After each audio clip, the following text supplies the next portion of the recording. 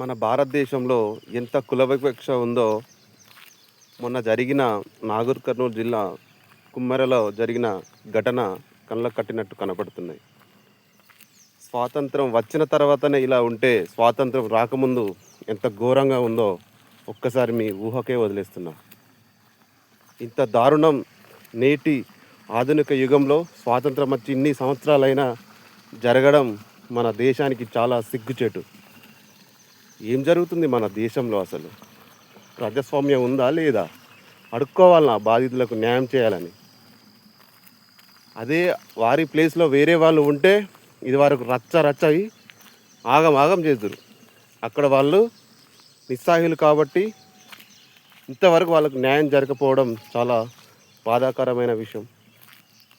ఇంకొకటి ఏంటంటే, కోవబన్పై స్పందించిన ప్రముఖులు, మేధావులు ఈ వ్యవహారంపై, ఈ ఘటనపై ఎందుకు మాట్లాడడం లేదో స్పందించాలి, ప్రజలు కూడా గమనించాలి. అంటే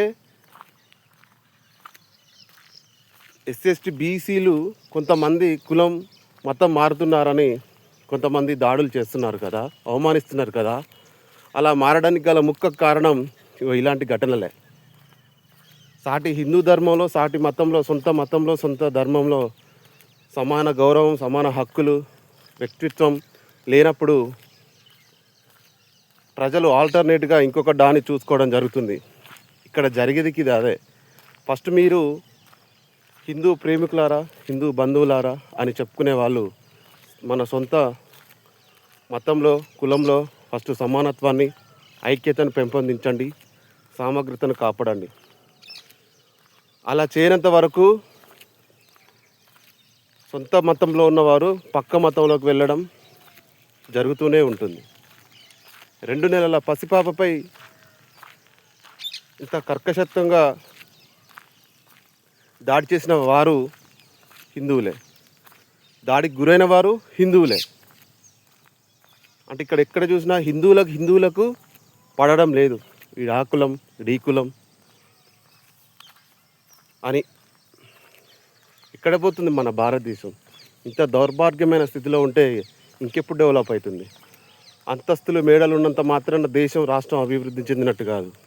సాటి మానవుడికి సమానమైన హక్కులు, గౌరవం, విలువలు ఉన్నప్పుడే దేశం అన్ని రంగాల్లో అభివృద్ధి చెందుతుంది. జీవించే హక్కు అందరికీ ఉంది. ఇక్కడ గుడిలో కూడా డబ్బులు వసూలు చేసి ఎంట్రీ అని చెప్పడం బాధాకరం. అక్కడ ఏమి జరిగినా కానీ అలా గ్రామానికి పెద్ద దిక్కుగా ఉండేవాళ్ళే అలా ఒక వర్గంపై విరోచితంగా దాడి చేయడం చాలా దురదృష్టకరం అని నేను బాధిస్తున్నాను, ఖండిస్తున్నాను. ఇప్పటికైనా బాధితులకు 100% న్యాయం జరగాలి. ఇలాంటి భవిష్యత్తులో జరగకుండా ప్రతి ఒక్కరూ చూడాలని నేను కోరుకుంటున్నాను. ఆలోచన చేయండి. హిందువులు మతం మారడానికి కారణం ఏంటో ఈ సంఘటన ద్వారా మీ అందరికీ అర్థమవుతుందని నేను భావిస్తున్నా. వీటిని అరికట్టినప్పుడే